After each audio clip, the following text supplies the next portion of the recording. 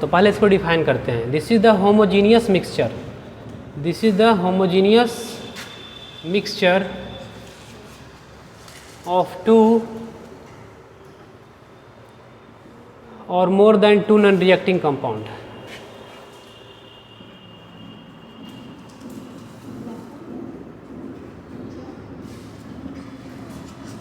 Solution के लिए दो क्राइटेरिया है, दो कंडीशन है।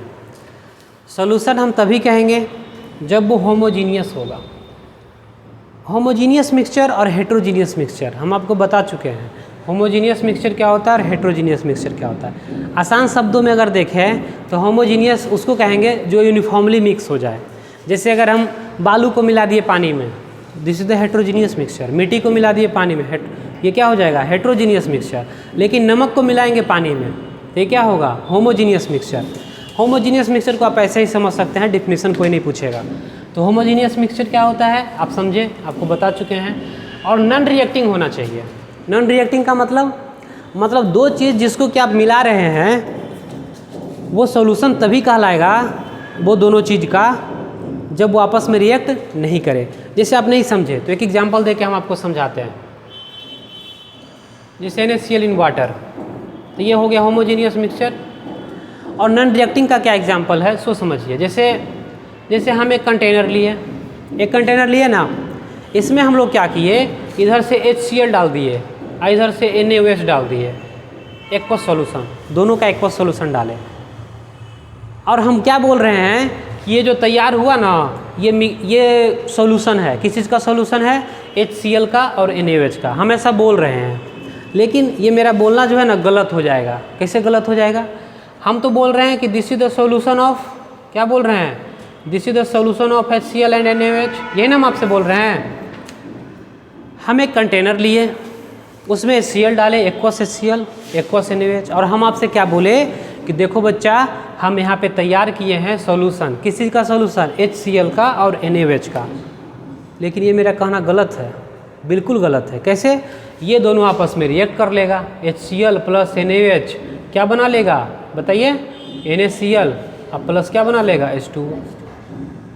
अब कंटेनर में क्या बताइए, कंटेनर में HCl और NaOH है, नहीं है। अब इसमें क्या हो गया, NaCl और H2O। अब ये सॉल्यूशन है, लेकिन किस चीज़ का सॉल्यूशन है, NaCl और H2O का, जबकि HCl और NaOH का नहीं है। तो क्या इसको अगर हम कहते हैं कि सॉल्यूशन ऑफ HCl और NaOH, तो सही बात है? नहीं, बिल्कुल सही बात नहीं है, ये गलत बात है। क्यों गलत बात हो गया, क्योंकि आपस में ये रिएक्ट कर लिया। तो सॉल्यूशन के लिए दो कंडीशन है। पहला कंडीशन ये है कि नॉन रिएक्टिंग होना चाहिए। और मिक्सचर कैसा तैयार होना चाहिए, होमोजीनियस। होमोजीनियस मतलब होता है यूनिफॉर्मली डिस्ट्रीब्यूटेड होना चाहिए दोनों कंपोनेंट को। जैसे नमक और पानी घोले तो नमक पूरी तरह से यूनिफॉर्मली क्या होता है, डिस्ट्रीब्यूट हो जाता है। मतलब एक चम्मच अगर सॉल्यूशन हम ऊपर से निकालें और एक चम्मच नीचे से निकालें तो दोनों में सेम अमाउंट ऑफ NaCl आना चाहिए।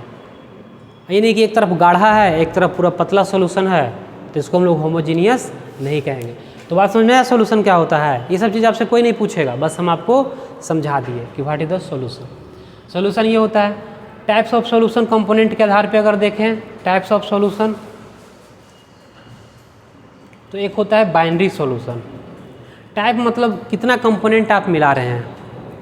अगर आप दो कंपोनेंट मिला रहे हैं तब हम उसको बाइनरी सॉल्यूशन कहते हैं। जैसे नमक और पानी, तो ये बाइनरी सॉल्यूशन हुआ। लेकिन नमक, पानी और चीनी तीनों चीज़ मिला दिए, चीनी मतलब समझते हैं ना, सुक्रोज, तो वो क्या हो गया, टर्सरी सॉल्यूशन हो जाएगा। तो बाइनरी सॉल्यूशन क्या होता है, पहले हम लोग इसको देखते हैं, उसके बाद हम आगे बढ़ेंगे। बाइनरी सॉल्यूशन जो होता है,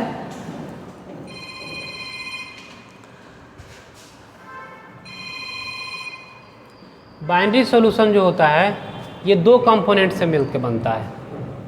इसमें दो कंपोनेंट होता है। बाइनरी सॉल्यूशन में दो कंपोनेंट होता है। सॉल्यूशन कई तरह का हो सकता है। सॉल्यूशन जो होता है वो सॉलिड सॉल्यूशन भी हो सकता है, सॉलिड लिक्विड सॉल्यूशन होता है, गैस सॉल्यूशन हो सकता है। इस तरह से बहुत सारे सॉल्यूशन हो सकता है। बाइनरी सॉल्यूशन किसे कहते हैं, तो जिसमें दो कंपोनेंट हो।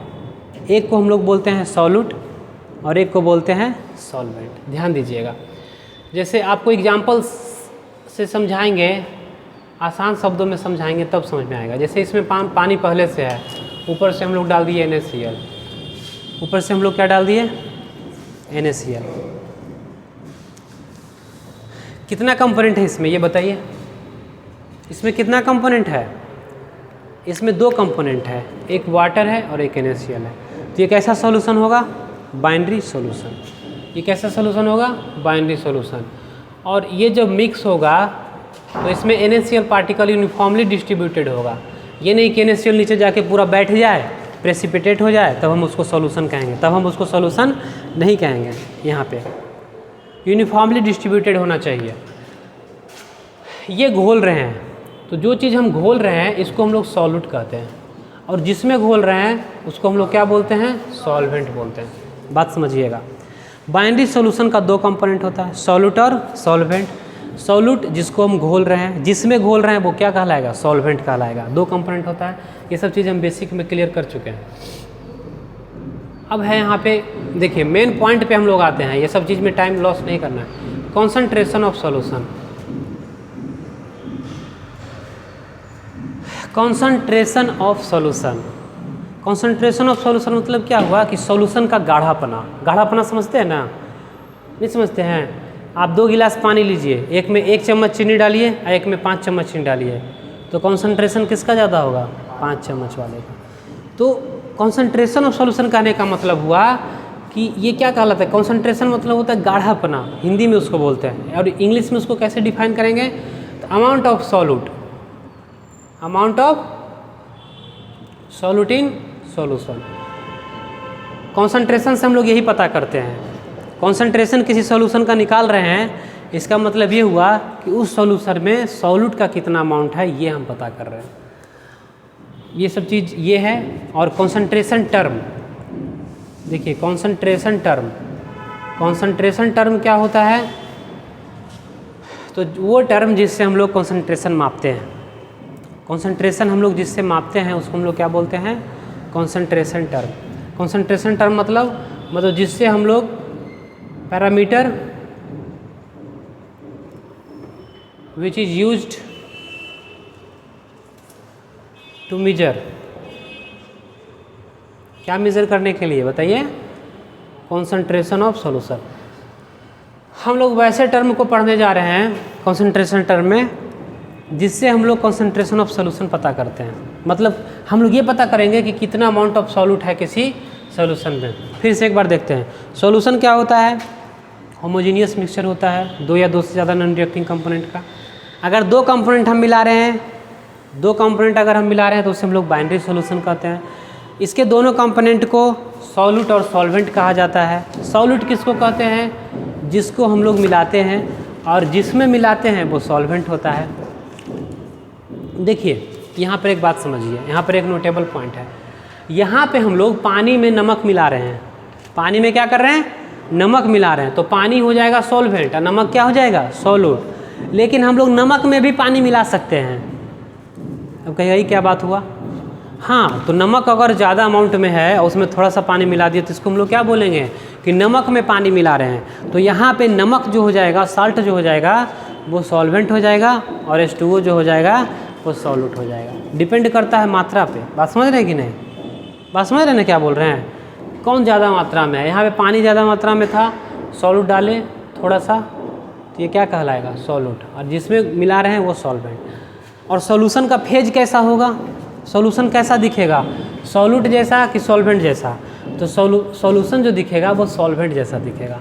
Solution and solvent, solution and solvent has same phase.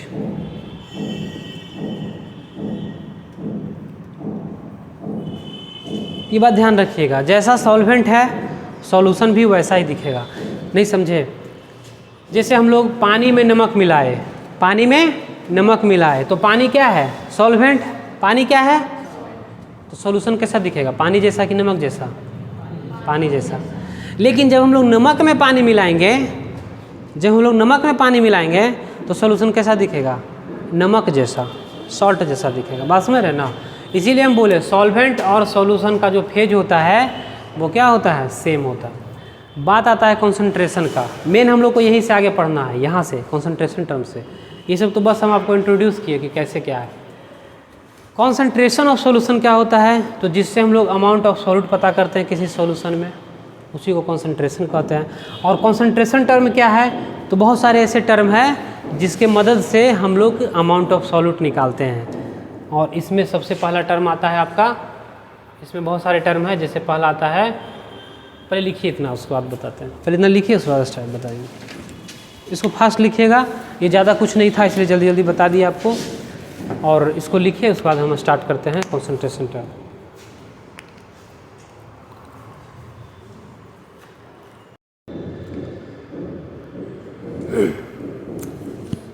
तो कंपाउंड क्या है? यहाँ पे जैसे दो या दो से अधिक कंपाउंड को जब मिलाते हैं, या यहाँ पे कंपोनेंट भी आप लिख सकते हैं, 2 या मोर देन 2 कंपोनेंट, 2 और मोर देन 2 कंपोनेंट,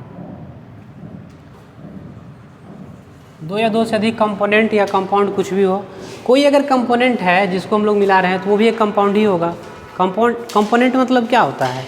आपका एक मैटर वो है और एक मैटर वो है जिसको हम लोग मिला रहे हैं, वही कंपोनेंट कहेंगे। तो देखिए यहाँ तक तो आप समझ गए सॉल्यूशन क्या होता है, बाइनरी सॉल्यूशन क्या होता है, सॉल्यूट क्या होता है, सॉल्वेंट क्या होता है, कॉन्सेंट्रेशन क्या होता है, तो जिससे हम लोग अमाउंट ऑफ सॉल्यूट पता करते हैं। और अमाउंट ऑफ सॉल्यूट पता करने का भी कई तरीका है, जिसको हम लोग कॉन्सेंट्रेशन टर्म कहते हैं। बहुत सारे पैरामीटर्स हैं जिससे हम लोग अमाउंट ऑफ सॉल्यूट पता करेंगे। तो चलिए हम लोग स्टार्ट करते हैं। यहीं से आपका सॉल्यूशन स्टार्ट होता है और यहीं से आपका न्यूमेरिकल पार्ट स्टार्ट होता है। ये सब तो बस इंट्रोडक्शन था कि क्या क्या होता है।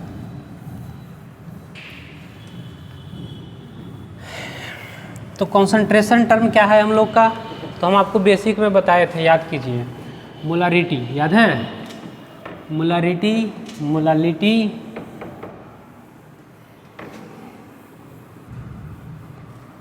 नॉर्मलिटी, फॉर्मेलिटी, जो भी होता है, percentage concentration term, PPT, ppm, PPB, इतना सारा तरीका है जिससे हम लोग कॉन्सेंट्रेशन पता करते हैं। तो सबसे पहले हम लोग क्या देखेंगे? सबसे पहले हम लोग देखेंगे मोलारिटी। ये क्लियर हो जाने के बाद देखेंगे मोलालिटी। इसके बाद देखेंगे परसेंटेज कॉन्सेंट्रेशन टर्म।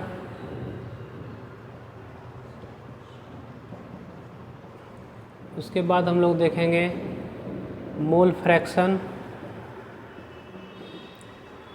उसके बाद हम लोग देखेंगे पीपीटी, पीपीएम, पीपीबी।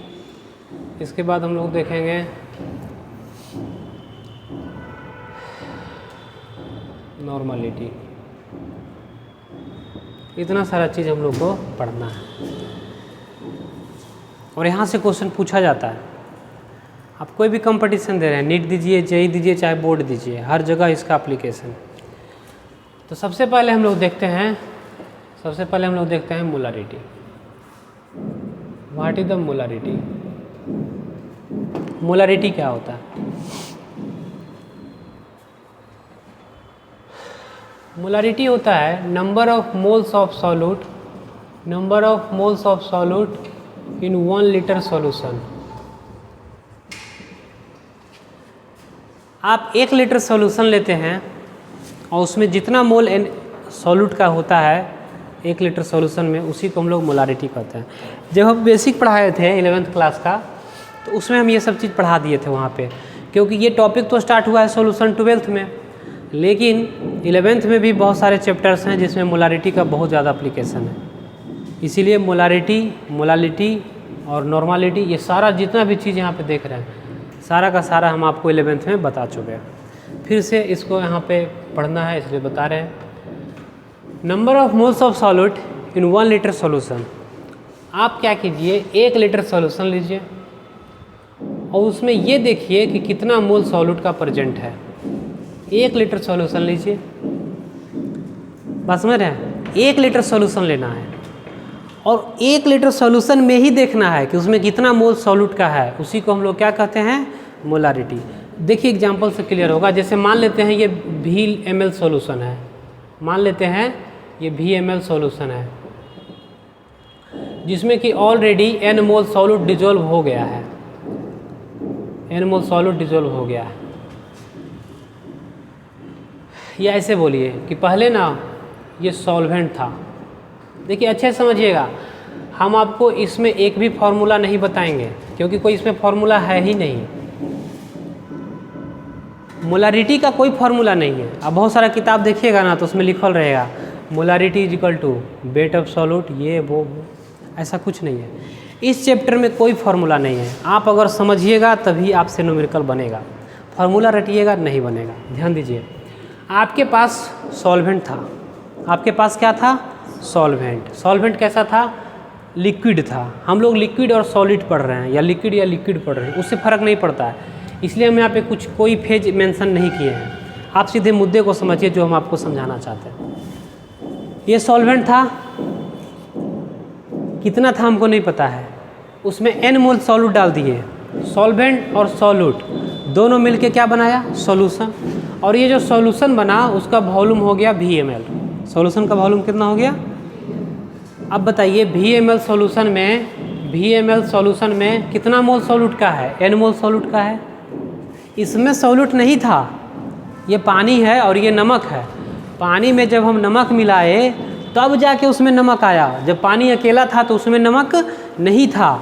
सॉल्वेंट अकेला है, इसमें हम सॉल्यूट डाले तो ये सॉल्यूशन बना, और अब ये सॉल्यूशन में n मोल सॉल्यूट का मौजूद है। कोई डाउट? अब देखिए, हम देखिए एक लाइन लिखते हैं, let us consider some amount of solvent in which n mole of solute has been dissolved.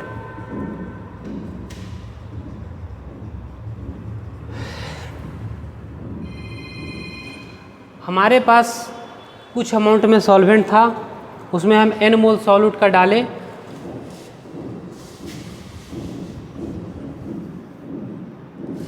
then volume of solution becomes कितना बताइए? VmL। सॉल्यूशन का वॉल्यूम कितना हो गया? VmL।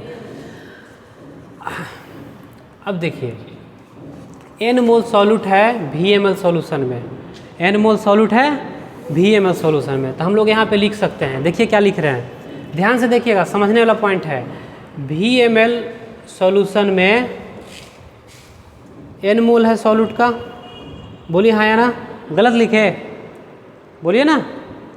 VmL सॉल्यूशन में n मोल है सॉल्यूट का, VmL है, तो एक काम करते हैं, VmL को हम लोग क्या करते हैं ना, 1000 से डिवाइड कर देते हैं, तो इतना लीटर, अब सही बोले कि नहीं? इतना लीटर सॉल्यूशन में n मोल है किसका? सॉल्यूट का।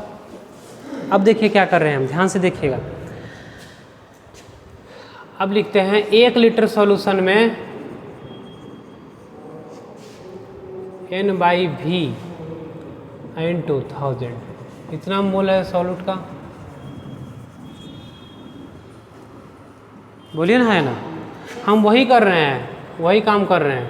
1 लीटर सॉल्यूशन में ये इतना लीटर सॉल्यूशन में n मोल, तो 1 लीटर में इतना मोल, और 1 लीटर सॉल्यूशन में जितना मोल सॉल्यूट होता है उसी को क्या बोलते हैं? मोलारिटी। मतलब यही हमारा हो गया क्या? Molarity. Molarity is equal to क्या हो जाएगा? मोलारिटी इज इक्वल टू हो जाएगा n/v। अगर v लीटर में रहे तो हमको 1000 देने का ज़रूरत नहीं पड़ेगा। सही बोल रहे हैं कि नहीं? अगर ये v लीटर में रहे तो 1000 देने का ज़रूरत नहीं है, लेकिन ये ml में था तब ना दिए। तो मोलारिटी इज इक्वल टू ऐसे भी आप लिख सकते हैं n/VmL, तो ऊपर में क्या देना पड़ेगा? 1000, क्योंकि ml को 1000 से डिवाइड करते हैं तभी लीटर बनता है। इसी को हम लोग कहते हैं मोलारिटी। मोलारिटी को हम लोग कैपिटल M से दिखाते हैं, तो कैपिटल M इक्वल टू ये होगा। अब कैपिटल M इक्वल टू ये होगा तो ये क्या है? Number of mole of solute, बोलिए ना। तो number of mole of solute into 1000 divided by VmL अगर लिखा हुआ है, जहाँ पे VmL क्या है? सॉल्यूशन का वॉल्यूम ऑफ सॉल्यूशन। हम एक काम करते हैं, number of mole of solute है ना, तो उसको हम ऐसे लिख सकते हैं, wait of solute into 1000 divided by molecular weight of solute into क्या? VmL of solution. बोलिए हाँ या ना? बोलिए ना। ये फॉर्मूला नहीं है, ये आपका क्वेश्चन जो बनेगा ना बस यहीं से बनेगा। मोलारिटी निकालना है तो देख लीजिए कि कितना मोल है सॉल्यूट का, ये मोल ऑफ सॉल्यूट है, कितना मोल है सॉल्यूट का, 1 लीटर सॉल्यूशन में, यहीं से आपका मोलारिटी निकल जाएगा। बस इसी का हम फॉर्म क्या कर दिए, चेंज कर दिए। अगर मोल सॉल्यूट का नहीं दिया है, सॉल्यूट का वेट दिया है, तो क्या कीजिएगा, वेट दिया है तो वेट बाई मोलिकुलर वेट कर देंगे तो मोल निकल गया। फाइनली ये क्या निकल रहा है, एन ही निकल रहा है ना सॉल्यूट का, तो सॉल्यूट का मोल divided by volume of solution, litre में ही निकल रहा है, 1000 दिए। और अगर ये ml लीटर में रहेगा, अगर ये ml में न रह के लीटर में रहेगा तो ये 1000 देने का ज़रूरत है नहीं। आप सीधे इतना याद रखिए, मोलारिटी आपको निकालना है किसी सॉल्यूशन का, तो आप सिर्फ ये लाइन याद रखिए, फार्मूला का ज़रूरत नहीं पड़ेगा। क्या है line, number of moles of solute in 1 litre solution. 1 litre solution में कितना मोल सॉल्यूट का है, इसी को हम मोलारिटी कहते हैं।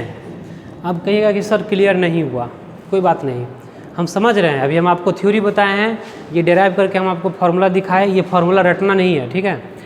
लेकिन आपको समझ में नहीं आया, नहीं अगर आया तो इसको लिखिए, हम क्वेश्चन करेंगे तब आपका क्लियर होगा।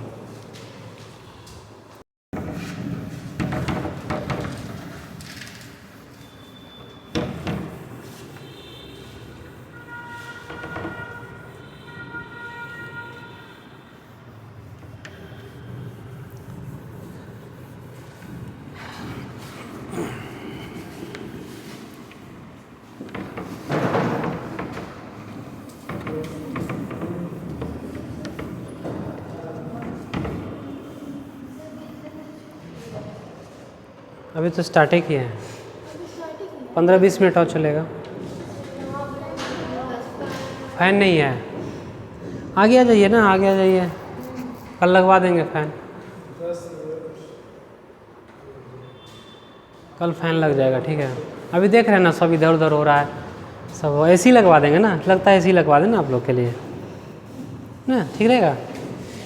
एसी देखिए, जैसे कि एग्जांपल लेते हैं, 20 gram of NaOH, 20 gram of NaOH is mixed to water to prepare solution of 400 ml। देखिए क्या लिख रहा है, फाइंड मोलारिटी। देखिए यहीं से आपका क्लियर होगा, ठीक है, यहाँ से क्लियर हो जाएगा।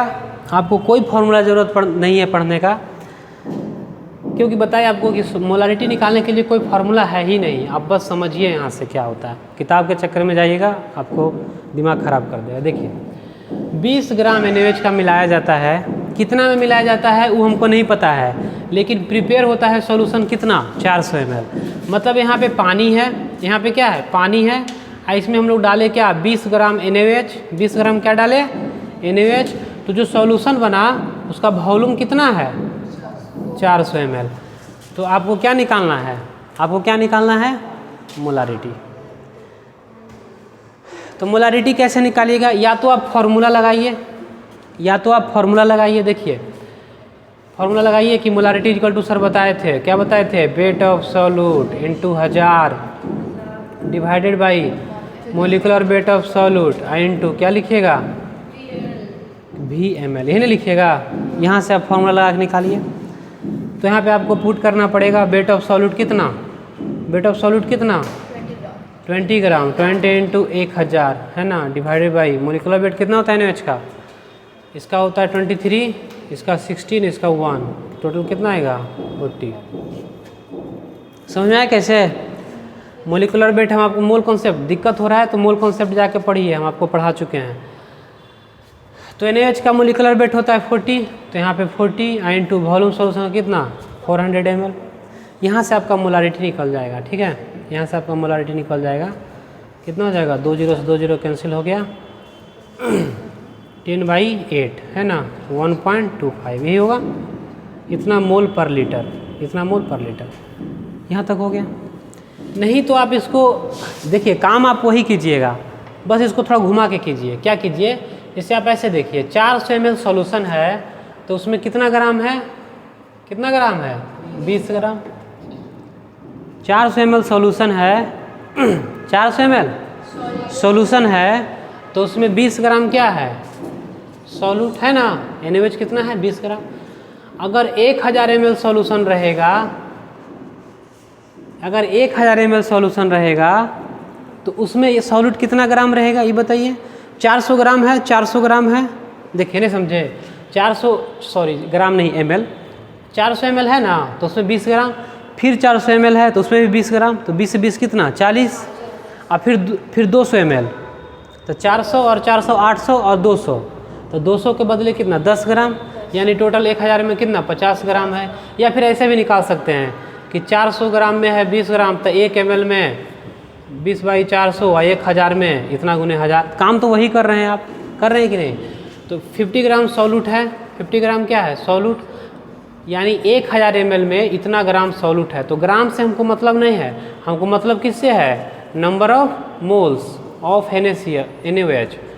तो 50 ग्राम है 1000 ml सॉल्यूशन में, तो 1000 ml सॉल्यूशन में 50 ग्राम है सॉल्यूट, तो 50 बाई क्या कर देंगे 40, मोल निकालने का ही तरीका है ना, तो यहाँ पे आ जाएगा 1.25। तो कहिएगा सर आप भी तो यही काम किए यहाँ पे, देखिए हम काम वही किए, लेकिन हम आपको इससे सिखाना चाहते हैं कि देखिए 400 ml में दिया है कितना ग्राम सॉल्यूट, तो आप 1000 ml लाइए कि 1000 ml में कितना, और 1000 ml में कितना ग्राम नहीं कितना मोल। जब 1000 ml में आपको पता चल जाएगा कि 1000 ml में यानी 1 लीटर में 1 लीटर में 50 ग्राम सॉल्यूट है, तो सॉल्यूट का मोल निकाल दीजिए। जैसे कोई एग्जांपल देते हैं, सिंपल सा बात। अगला एग्जांपल है, देखिए क्या एग्जांपल है, what weight of NaOH present in 600 ml solution of molarity 2। देखिए इसको कैसे करिएगा, इसको कैसे करिएगा, क्वेश्चन क्या है कि मोलारिटी दिया है 2 और आपसे पूछा है कि 600 ml सॉल्यूशन है, 600 ml सॉल्यूशन है, उसमें मोलारिटी 2 है, तो उसमें कितना NaOH का वेट है बताइए। तो क्या कीजिएगा, तो मोलारिटी 2 है, मोलारिटी कितना है 2, मतलब ये हुआ कि 1 लीटर सॉल्यूशन अगर हम लोग लेते हैं तो उसमें क्या है 2 मोल NaOH, बोलिए ना या ना। मोलारिटी अगर 2 है इसका मतलब क्या हुआ, मोलारिटी 2 होने का मतलब क्या हुआ कि 1 लीटर सॉल्यूशन में 2 मोल NaOH है, यानी 1000 ml में 80 ग्राम है, बोलिए ना या ना। 2 मोल NaOH का वजन कितना होगा 80 ग्राम, कहाँ से आप देख लीजिए बताए हुए हैं आपको, 1 मोल का वजन 40 ग्राम होता है। तो 1000 ml में अगर 80 ग्राम है तो 1 ml में कितना हो जाएगा 80/1000, तो 600 ml में कितना हो जाएगा 80 बाई कितना हो जाएगा बताइए, 80/1000 इंटू कितना 600, सही बोल रहे हैं कि ना, बोलिए ना, 48 ग्राम आ गया आंसर। तो कहिएगा सर फार्मूला पुट कर देंगे तो नहीं निकलेगा, निकलेगा, लेकिन हम आपको सिखाना चाहते हैं क्योंकि इसका एप्लीकेशन आगे आएगा, एप्लीकेशन आएगा तो आप कंफ्यूज नहीं कर जाएं, बात समझे। देखिए अगला एग्जांपल देखते हैं,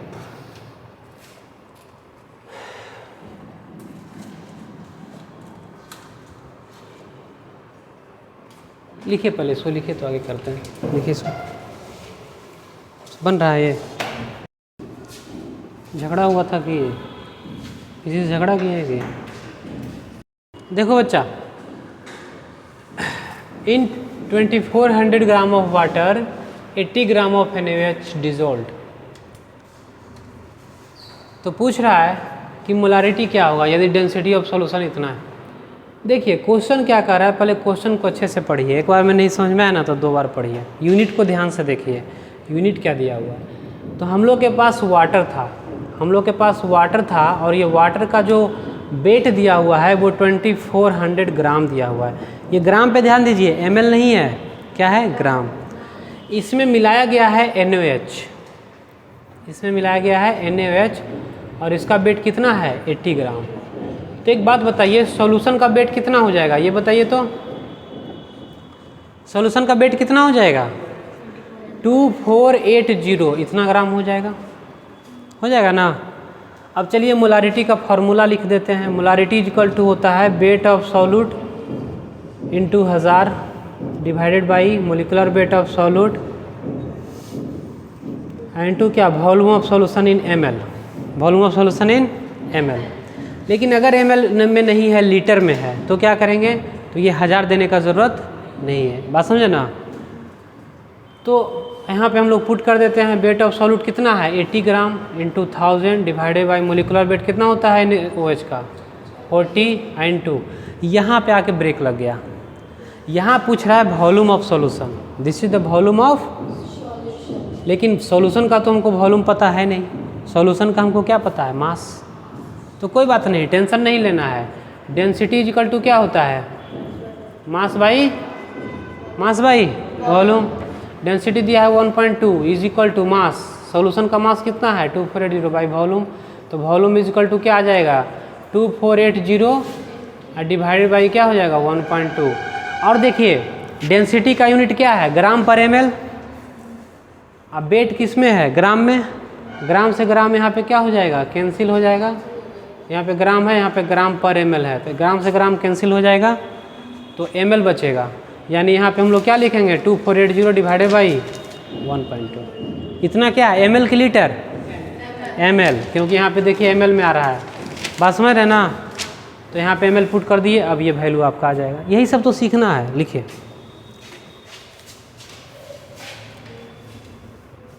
एक्यूरेसी।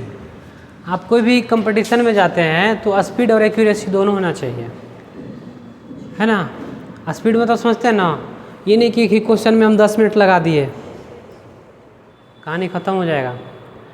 नीट चाहे जेईई कोई भी आप कंपटीशन दे रहे हैं, उसमें आपका उतना कॉन्सेप्ट है कि आप सारा क्वेश्चन बना सकते हैं, लेकिन 6 घंटा में, समझ रहे हैं ना। आप 6 घंटा में उतना क्वेश्चन सोल्व कीजिएगा, अस्थिर से सोल्व कीजिएगा तब।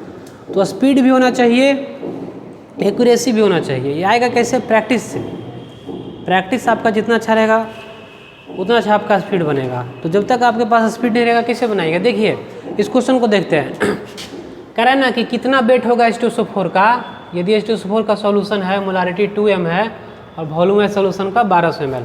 1200 ml मतलब 1.2 लीटर सॉल्यूशन है, बोलिए ना। सॉल्यूशन कितना है 1.2 लीटर, और 1 लीटर में कितना है 2 मोल, तो मोल ऑफ H2SO4, तो 1.2 लीटर में कितना हो जाएगा 2 गुने 1.2 इतना मोल, 2.4 मोल H2SO4, 2.4 मोल H2SO4 है, तो इसका वजन बताइए 2.4 गुने 98 इतना ग्राम H2SO4। अब कहिएगा सर आप कैसे बना दिए, नहीं बुझाया, नहीं बुझाया, कोई बात नहीं, नहीं बुझाया तो वो काम कीजिए। देखिए आप लोग फार्मूला लगाइए, फार्मूला क्या लगाइएगा, molarity is equal to weight of solute into 1000 divided by molecular weight of solute into क्या वॉल्यूम ऑफ सॉल्यूशन, ये नहीं लिखते हैं वॉल्यूम ऑफ सॉल्यूशन किस में ml में। तो आप इसमें जब फार्मूला पुट कीजिएगा तो m का वैल्यू लिखिएगा 2, वेट ऑफ सॉल्यूशन आपको निकालना है गुने 1000 divided by molecular wait solute का कितना होगा 98, H2SO4 का 98 होता है, आप जोड़ लीजिए, H का 2, सल्फर का कितना 32 और ये कितना 64, 96 2 98, ठीक है। जिनको दिक्कत हो रहा है मोल कॉन्सेप्ट पढ़िएगा, ठीक है, और कोई दिक्कत होगा तो एक्स्ट्रा क्लास में जो आपका डाउट क्लास होता है उसमें पूछ लीजिएगा। तो यहाँ पे पुट कीजिएगा और यहाँ पे लिखिएगा 1200, तो वैल्यू वही आएगा, वैल्यू आपका वेट वही आएगा। यहाँ 98 इंटू 2.4 कर रहे हैं, यहाँ भी आपको वही करना पड़ेगा, बशर्ते हम आपको फर्स्ट प्रिंसिपल से समझाए कि अगर इसका मोलारिटी 2 है मतलब 1 लीटर सॉल्यूशन में 2 मोल है, बोलिए ना, है ना। 1 लीटर सॉल्यूशन लेते हैं तो H2SO4 कितना है 2 मोल, तो अगर 1 लीटर में 2 मोल है तो हमारे पास सॉल्यूशन कितना है 1.2 लीटर। 1200 ml में कितना आता है 1.2 लीटर, तो 1.2 लीटर में कितना होगा इतना मोल, और जब इतना मोल H2SO4 होगा तो उसका वेट तो हम लोग निकाल ही सकते हैं। Number of moles equal to क्या होता है वेट बाई मोलिकुलर वेट, तो वेट इक्वल टू क्या होगा नंबर ऑफ मोल्स गुने मोलिकुलर वेट होता है ना। तो नंबर ऑफ मोल्स कितना है H2SO4 का 2.4 और मोलिकुलर वेट 98 होता है, यहाँ से आप डायरेक्ट निकाल लीजिए। तो ये सब चीज़ जो है ना आपको प्रैक्टिस से आएगा, आप जैसे जैसे पढ़िएगा वैसे वैसे आपका क्लियर होगा। तो हम अगले क्लास में डिस्कस करेंगे, आज भर क्लियर रहने